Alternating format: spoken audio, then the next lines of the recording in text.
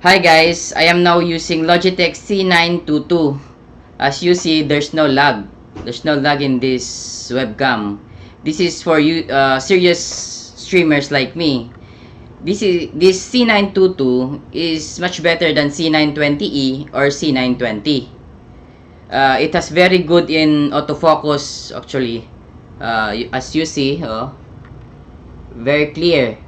It is when you okay. Much better than C920 because I tried also the C920. It has not that autofocus. It's not very clear. So I recommend this product for streamers and gamers who are or actually in vlogging also vlogging.